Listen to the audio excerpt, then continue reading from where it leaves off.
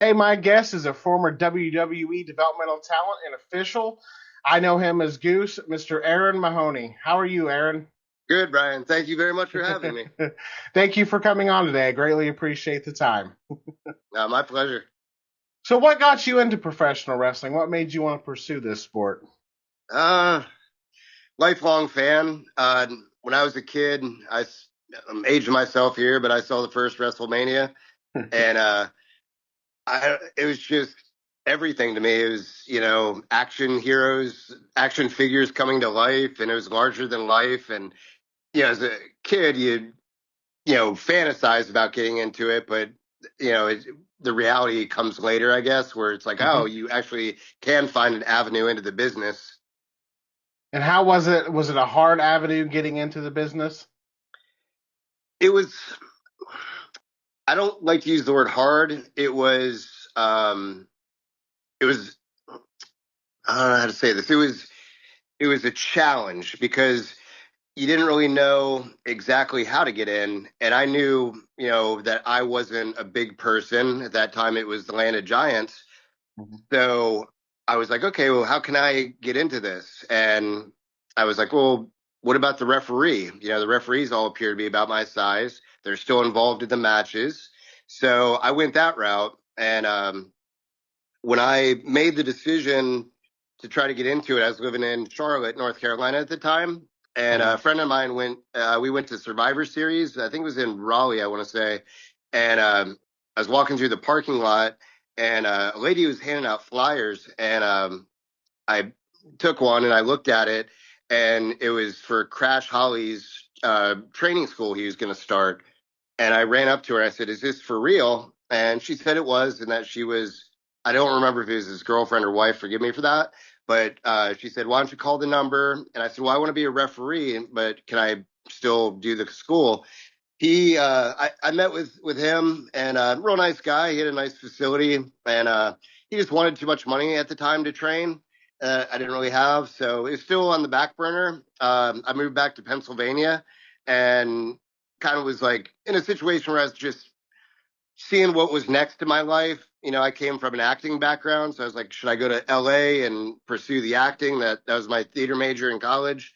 Um, and just kind of had a heart to heart with myself. And I said, what do I really like? And my whole life it's been professional wrestling. So um, looked at schools in the Pennsylvania area, and then I got Bill Apter's old magazine called World of Wrestling, I want to say, and there was an article about OVW, and in the back of it there was an ad that you could join the beginners class. So I flew down there, met with Nick Dinsmore, Eugene, who was the head trainer there, and told him I had aspirations to be a referee. And he said, okay, well, I'm going to train you like a wrestler, but yeah, here's the dates we train. So I packed up my Geo Storm at the time and drove all my earthly possessions down to Louisville, Kentucky, and that's where it all started. What was your first initial thoughts of Ohio Valley Wrestling? Uh, it wasn't the big times when I first got there. They had major talent, but it was right in the transition period where they had the old school in Indiana, so right across the bridge, and it was in this at this point rundown looking place. And I pulled up and I said, "Is this a rib? Like, is this really where they train?" And just it was really nuts and bolts, just a ring there with metal ropes, and we did the drills, and like I said, Nick trained me just like a wrestler. I took all the bumps, did all the drills, worked wrestling matches as a wrestler before I was even in there as a referee. So that was very entertaining. But yeah, I mean, it was very well run. It just wasn't, it was not the new building that we came to know on Shepherdsville, but and that was a beautiful facility that we're all very lucky to have. But yeah, at first the building kind of put me off at first. I didn't know what I was walking into, but yeah, it was all family there. So, as you're training with Dinsmore, did he work with you on referee stuff, or did that come later on? And was it with Dinsmore or someone else? He did. It wasn't directly like referee drills or anything of that nature. It was more Hmm. like, okay, by learning how to work, I knew positioning. I knew where a ref should and shouldn't be. He taught me about hard camera, where you have the main camera focused on you. You don't want to be in front of that. You don't want to block camera shots. So I kind of learned it a little bit by osmosis. Obviously, I had great trainers there, and they gave me so many tips. Chris Kay was a referee there. He was very helpful and insightful, and uh, told me, here's what you're doing wrong, here's what you're doing right. So yeah, I mean, everyone that had a little bit of a hand in everything was definitely very beneficial in my development as a referee. As your time went on, how does one get a developmental deal to be a referee? How did that all come to be? Patience, patience, patience. um, when I was aspiring to be a referee up there, I wasn't even under any developmental contract. I was working at an insurance company, a health insurance company, and I would train in the mornings, leave, and then come back if we had a show. I did every live event house show on the weekends, but it was all unpaid because I wasn't contracted. And when Chris got brought up on the road, they for their contracted class, they didn't have a referee, so they brought me in there at first without a contract, and I just worked that schedule. And finally, one day, I got a call at work from Danny Davis, who those that for some reason don't know ran OVW, and he told me that he had a meeting with John Laurinaitis, and he offered me a contract. So, I told him I want to do what's right by the company that paid my bills. So I gave them the 2 weeks notice, and, started contracted 2 weeks later. How long were you in OVW before you got that developmental A deal? long time. Yeah, but I think it really was beneficial because I got to work with so many talents that came through that I just learned from everybody that came through. So I didn't feel it like it was a punishment, like, oh, when am I going to get a developmental? Woe is me. I felt like, these were the best times of my life because just getting to work with so many legendary now people. A lot of them are still on the roster and, you know, beyond fame and fortune. But yeah, in terms of going on the road, that was definitely a journey too. That took a while because I think at the time they had maybe, if I'm being generous, six mainstream rather referees. So there wasn't really a spot unless one of them, moved on or whatever, happened. So it was just kind of a wait and see game, and it took time, but I think everything worked in the right time frame. Was there any particular matches you enjoyed or mean more to you that you refed in OVW? Yeah, I actually got a clip sent to me not that long ago. It was because we didn't really do a lot of like gimmicky matches Hmm. in OVW, especially on TV that we had there. But they actually had a ladder match, and the nice thing about it, it was a women's ladders match, and it was Beth Phoenix, one of my favorites, and Katie Lee, also one of my favorites, and they tore the house down. It was the main event, and that was very memorable, and it was very nice to see it play, all these years later, just like, wow, that's a part of, history in a lot of ways there. What changed after you got your developmental deal for you in OVW? Did they have more of a focus on you, or was it just you were getting paid at this point? It was more that I was getting paid. I mean, I got to spend a lot more time there because they technically had two two runs every day Hmm. where they do the drills in the morning, and then they'd break for a little bit, and then they'd come back and do more match work. And when I was not under developmental, I'd have to go into the office, so I'd miss about half of that day. So when I became full time there, it was great because I got to dedicate more time, get more honed in my skills. So that was probably the biggest change. Just like this was my main commitment.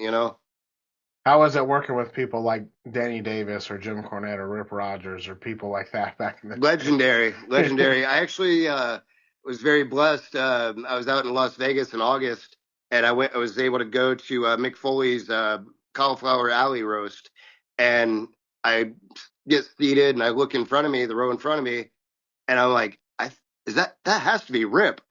And I went up and it was Rip Rogers, and I haven't seen him in over, I don't know, like 15, 20 years, whatever it's been. So we caught up, and it was good to see him. I saw Katie Lee as well, and a lot of people that came through the system. So it's always nice catching up, because that's the nice thing about this business is you don't stay real in touch with a lot of people. You Hmm. know, there's a few that I do, but I understand the nature of the business. But it's always when we see each other, it's like no time has passed at all, which I think is a blessing. It's just very cool because we all have a common thread. Now, when you were under developmental, how long was it before you started doing some dark matches or getting put onto the road to test out the main roster for you? Uh, let's see. So actually, I did my first dark match, and actually, this is before I was contracted. As a matter of fact, they just want to get eyes on me. Hmm. Was in Nashville, and is a dark match, tag match, and the time went over. The boys ran over. I was giving their time cues. Unfortunately, they went a few minutes over, which is a big no-no. So the heat usually lies on the ref, and I took it. So I think that had a little delay in my getting actually contracted, but um, yeah, in terms of going on the road full time, because what happened is they stopped their affiliation with OVW, Hmm. so they brought us all down here where I currently am in Tampa, because Steve Kern ran FCW, so it was a new developmental team, and it was a combination of OVW and Deep South. So those people I was obviously familiar with, a lot of new faces, but all of them were extremely welcoming, and we just instantly became like another family. So it's a lot of changes always happen in the wrestling business.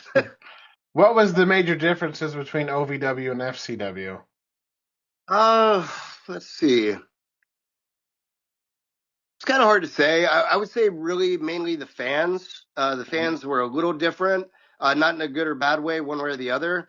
It was just different energies to them. They were all very supportive in both organizations.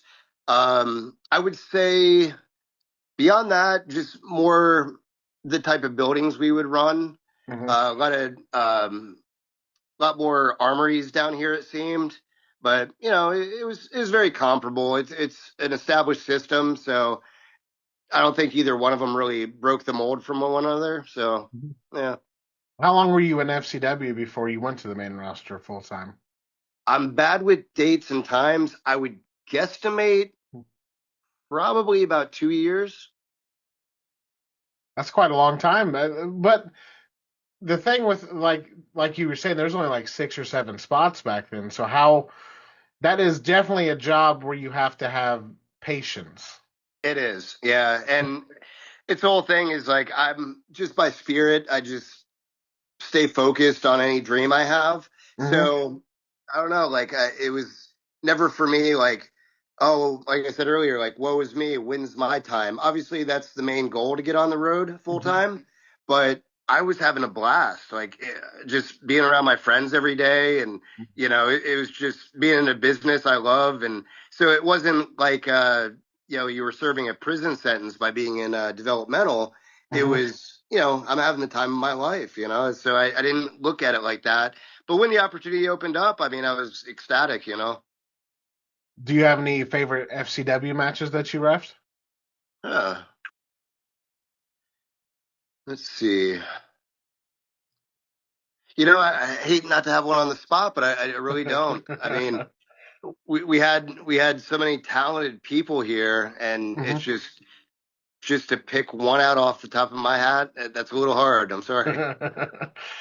How did you find out that you were getting called up to the main roster? A phone call that I missed in the middle of the night when I was in Las Vegas. I had an early flight, and I missed the call, and it was from Stanford. I knew the number, and as soon as I woke up early to catch my flight, I saw they had called me, kind of late, and I called the number back, and nobody was answering. It wasn't going to a voicemail, so I'm like, oh my goodness, I lost my opportunity, and I had to fly across the country to get back to Florida. So the whole time I'm just like sweating bullets, like, man, like I missed my opportunity here. As soon as I landed, I called and someone answered, and it was head of talent relations at the time, and he was like, "All right, you know, we're gonna bring you on the road tomorrow."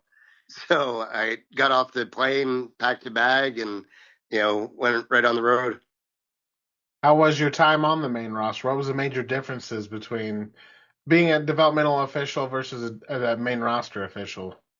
Just the celebrity of it all, the big time of it all, the production of it all, the pressure of it all, because you're on live TV a couple Hmm. nights a week on a live pay-per-view for millions once a month.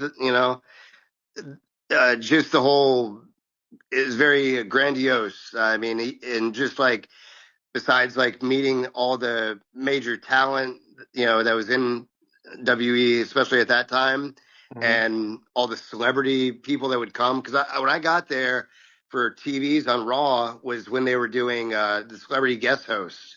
So I got to meet everyone from Snoop Dogg to David Hasselhoff to Bob Barker to, just the list, Cheech and Chong. I mean, the list goes on and on. Every week, I was just so excited to go on the road to meet these people. Seth Green, Macaulay Culkin. I mean, just every day you'd walk in and just like a new face from your childhood basically was there, and then you have a locker room of legends that you grew up with. So Hmm. it was very overwhelming to say the least. Was there a particular brand they put you on? Yeah, when I first got brought up, it was their version of ECW. Hmm. So, it didn't get a lot of exposure. Obviously, it was a new attempt to revitalize ECW. But yeah, from there they had me doing that, and then they kind of bled me into SmackDown, and then Raw, and then for a period, well, they dropped ECW after a while. So I was actually bouncing around between both Raw and SmackDown. So I wasn't brand specific during my tenure.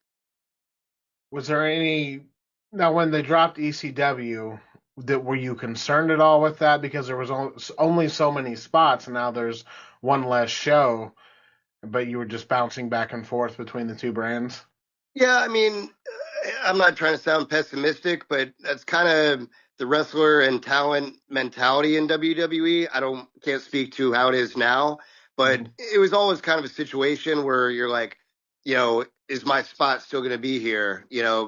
There's a lot of that. It's just the nature of the business. Like I said, I don't know what it's like up there now. I'm sure that model has probably changed a little bit, but it's like, any job, I guess, in particular, there you worry about your job security in any line of work. So I just think it's heightened in the entertainment business is all. Did you have a particular brand you enjoyed working on more than others? Raw. Yeah. I think they got pretty much of an equal audience, but for me that was just kind of the flagship show. So I don't know. And I don't know, I like the black and white shirts as opposed to the blue ones. I don't know. Is there any moments for you, like matches and stuff that you did on the main roster? I know you mentioned the celebrities, but was there any like big pay-per-view moments and stuff that you had that were special to you Oh personally? yeah, yeah. I was honored to be part of two WrestleManias. 25 was JBL's retirement match facing Mysterio, and that was huge. It was a Hmm. very short match. I think it might go down in history as the shortest. If not, it's definitely up there. But just to have JBL's last match and being there with Ray was an honor. I got the same honor in 26, Ray again. That was with CM Punk when he was in the Straight Edge Society. So those for me were just highlight moments because WrestleMania still and always will be the pinnacle, Hmm. and just the child in me, especially, just having that moment to look up when I got in the ring and just look around to 70,000, 80,000 people and be like, wow, kind of that's like my aha moment, like, oh, I made it. Like, Hmm. it was very special. How long after were you still active when your release came ultimately, or what was Oh, the yeah. reasoning? Is it just something that caught you by surprise, or something you saw coming, or? There was a few of us that saw it coming. I think there was close to 10 of us released that day. from the Hmm. main roster. And what the rumor was in the locker room was going on is Linda McMahon ran for some political office, and Vince invested a lot of money into it, of his personal money. So at least the locker room talk, it was that he was trying to recoup a lot of that lost money. So, like I said, about 10 of us got released that day. So, you don't want to have your name called in that. But in the same respect, I was, the new guy on the roster for being a referee. So, it was disappointing, but it didn't come as a huge shock. Did you know that professional wrestling was something you want to continue to be in after that, or did you want to step away? I wanted to step away. It was nice while it lasted, but Hmm. for a while, I made the corny, like, I don't know if you call it an anagram, where it's like from now on, Goose stands for getting out of sports entertainment. So it wasn't jaded. I was very appreciative of my time there, but I don't know. It's it's really kind of hard to speak on sometimes because it's all such a quick flash, and when that gets taken away from you, you have two feelings. One is like, oh, that was a fun ride, and the other one is like, but it's nice to be home. It's nice to have some sense of normalcy because something you take for granted even is like, oh, I get to sleep in my bed every night. We were on the road so much. I was home maybe a day and a half every week. So and there's a lot of travel. I mean, I loved uh, the time in the ring, time backstage with the boys. That was a blast. The car rides going, 6 hours in the middle of the night to the next hotel, get a couple hours sleep, repeat, again. That Hmm. gets exhausting. You struggle through it and you bear with it because you love the business. But in the same respect, it takes a toll. Have you done any wrestling since your release? I've done a few matches. My friend Chris Silvio, he has Hmm. a school down here, so I've worked for Chris on a few occasions.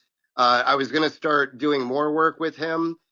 In April, I had an unfortunate situation where I broke my tibia, so I'm still rehabbing that. And so I don't think in the immediate future I'm going to be Hmm. able to be a referee. But him and I have talked about possibly, like, he runs shows still, and we've had conversations about maybe doing like behind the scenes agent Hmm. work, which Yeah. I'd love to do that. I mean, when I was on the road, I hung out with a variety of different people, and one of the main groups that I hung out with were the writers. Hmm. Because I'm from a creative background, I liked learning their process. They were interesting, fun people. So, I love contributing to shows. I would give them writing samples of ideas that I thought might work on the road. Some things they used, a variant of or whatever. Hmm. So, I just like seeing different parts of the business. I rode along with Billy Kidman a lot of times on the road, and he was an agent and producer. So, I like not all the on camera work. I like some of the behind the scenes aspects of it. So yeah, once I get better, I'm going to reconnect with Chris and pursue some of those avenues. How has life been since after WWE? Interesting. Yeah, I I'm on next year will be my 15th year at a major bank. I work in the social media department, so very generous job. They treat me very well. Still here in Tampa, so I still have the beautiful weather. I Hmm. still get to pursue artistic endeavors. I still act. I took up painting, so I do a lot of painting, and yeah, I get to have a lot of time for myself and do things that I enjoy. If you had any advice to give to anybody getting into professional wrestling, what would it be? To learn your craft. I see a lot of people, and nothing negative against them. I think Wes touched on this earlier. A lot of people get offered contracts and they don't really have a history in the business.